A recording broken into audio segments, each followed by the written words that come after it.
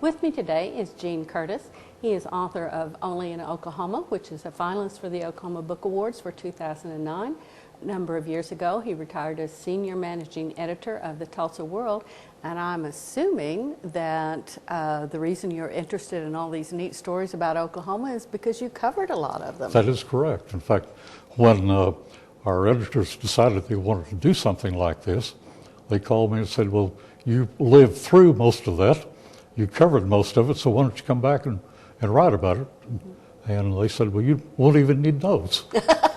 Well, did Actually, you? I did. Well, that was my question. Did you really need notes? Now, what is the span that this covers? The 100 years. The whole 100 years of Oklahoma. Okay. I'm assuming you didn't cover some of those early stories. No, I didn't. I read about some of them. Read about some of them. Well, but I was the oldest guy they knew. Oh, okay. There you go. Well, what are some of your favorite stories in here? Oh, that's difficult. As I told you earlier, all of them. Right. Probably my favorite is a story out of Frederick about a couple of boys who rode their horse to Washington when one of them was 10 and the other one was 6. And they rode up there to meet Teddy Roosevelt when he returned from a trip to Europe. While they were there, they bought a car. They had never driven before, but they drove it back to Oklahoma. And the 6-year-old was so short, he couldn't reach the pedals. Oh, good heavens. And see at the same time. Right. But they made it back to Oklahoma with no problem. And it's just incredible that I think today that the parents would let a 10-year-old and a 6-year-old ride from Frederick, Oklahoma to Washington and then to New York. But different world. Yeah, I think so. Well, and certainly different parents, because I imagine there were a lot of parents even back then who would have said, you want to do what? Probably. So. But they were adventuresome. And I think that was probably my favorite. Now, I also had a lot of other favorites. One of them involved the Christmas Eve fire down close to Duncan at Babb's Switch. And while they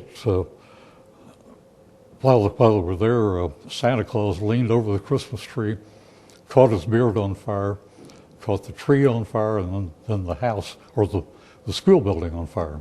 There was only one entrance to the school building, and because of burglaries, they had heavy screen wire over all the windows, so a lot of people couldn't get out. When the fire was over, they accounted for all but one child, and it turned out she was kidnapped by some gypsies who just happened to be going through when she got out the window. And she wasn't found for about 30 years. Good heavens. She was in California. Well, I noticed when I was just looking through there that you also covered the bridge that collapsed Yes, a number of years ago. Right, over by Salisaw. And of course that was one of the big events of Oklahoma's history.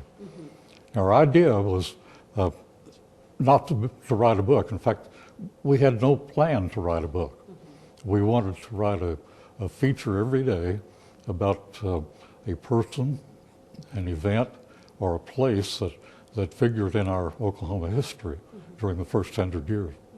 And of course the bridge collapse was one of those events. Okay.